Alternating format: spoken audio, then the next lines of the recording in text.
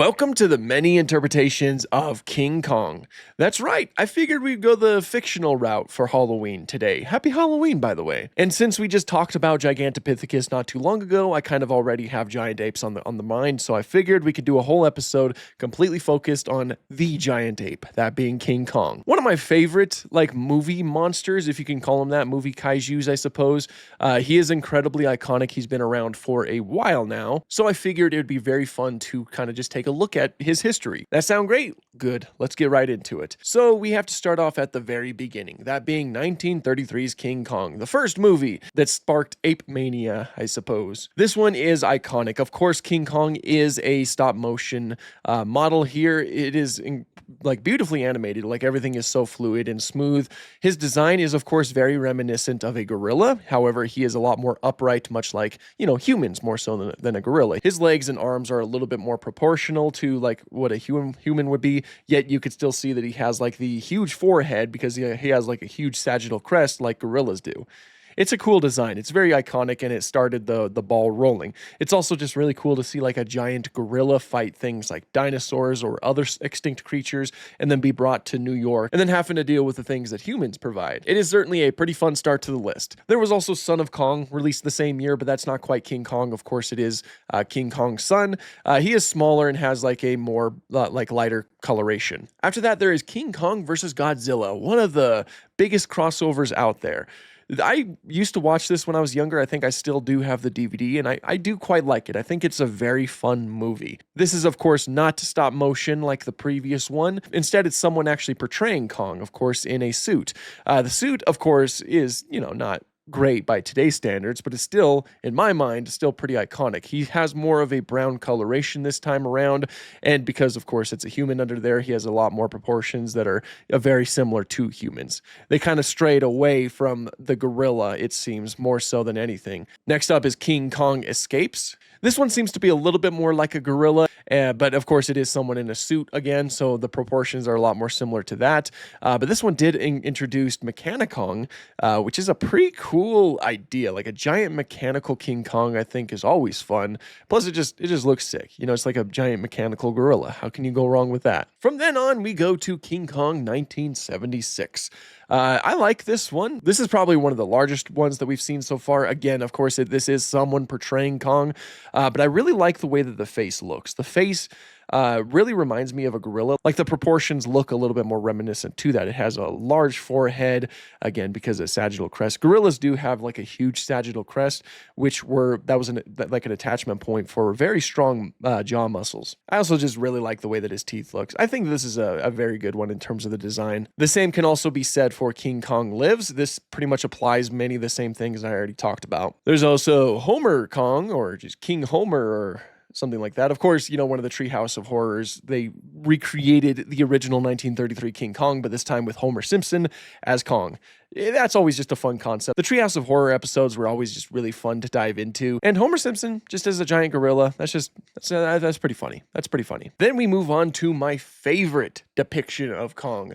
That is Peter Jackson's 2005 King Kong. I really like this one. This one leans heavily into the gorilla side of Kong. His proportions are very much like a gorilla. He has these huge arms and then reduced legs.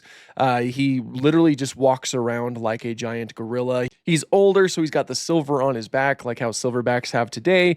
The head is a gorilla-shaped head. It's very elongated at the top. He's got the huge gorilla nose and everything. It looks beautiful, and the amount of detail that they placed into this one is astounding, especially for something that was released in 2005. This still looks amazing to this day. You can see all kinds of leaves and twigs that were stuck in his fur. There's also all kinds of scars all over the place, which really showcases how difficult it is to live on someplace like Skull Island. It's just really good. I love the quality of the CGI. Plus, seeing King Kong fight the V-Rexes is just absolutely amazing. Seriously, the CGI just holds up so incredibly well with this movie, and it is still probably my favorite portrayal of Kong. I really like leaning into the gorilla side of things, and a lot of that is probably because I just love gorillas in general. Gorillas are really fascinating, great apes, and I just love to see it. There was an animated series titled Kong, the Animated Series. Go figure. This guy, of course, he is a lot more stylized for animation. He is certainly built. Like, this guy is buff. And he's also got like more of a blue coloration, and it does seem a little bit more like a gorilla in some aspects, but obviously it does seem like he is a little bit more anthropomorphized. It's a fun design. Not much else I can say about it. Then we move on to the modern day portrayals of King Kong, that being from Kong Skull Island, or that's the origination point, rather. This is like basically a teenage Kong in this universe, so he is relatively small. I say relatively, but this is actually like the largest Kong that we've had on screen so far. He looks great, but they're kind of like, they're going back to the roots of Kong, where he's like kind of like, there's some elements about him that are like a gorilla, but there's also some elements about him that are like a human. Like, a lot of his proportions are a lot more human-like. He stands upright, much like a human, and he's obviously got like a lot of human emotions, of course. You can very much tell in his face. We're also going back to more of like the brown or reddish coloration in his fur, and the quality of the CGI looks amazing, and I just love all of the details on this too. I also really like seeing him go up against skull crawlers, which are very cool creatures. I mean, I prefer dinosaurs. I like seeing Kong go up against dinosaurs, but skull crawlers are really cool. That also continues into the next two movies, like Godzilla vs. Kong and Godzilla X Kong, The New Empire. This Kong, he's older, so he's larger than he was in his first film, and he's got a lot more gray because, again, he's older. It's the modern day. The first film took place during the Vietnam War, so it was decades earlier, but this one is modern day to a little bit in the future. You could even see that they gave him a sort of beard as well to really showcase his age, and he does have some scarring going on too. And again, I really like the quality of the CGI, and all of the things I said about his portrayal in Skull Island do apply to this one with his proportions and all that. Also, just seeing an updated King Kong versus Godzilla is just so cool. I remember seeing this for the first time, and it was so hype. It was awesome. I do quite like these movies. I think these movies are very fun to dive into. And there we have it. Obviously, I'm only focusing on the movies and some of the shows here, and that's not even all of them. There's a lot of movies and shows out there that reference King Kong and have their own take on it. I'm not including everything here because I mostly just wanted to take a look at mostly the cinema of King Kong, because that is where King Kong has been most prevalent, and that's where he's had the biggest impact.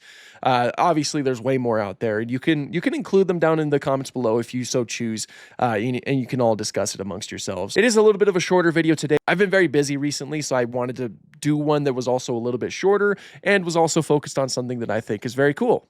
So I do hope you guys enjoyed this video. I certainly enjoyed making this video.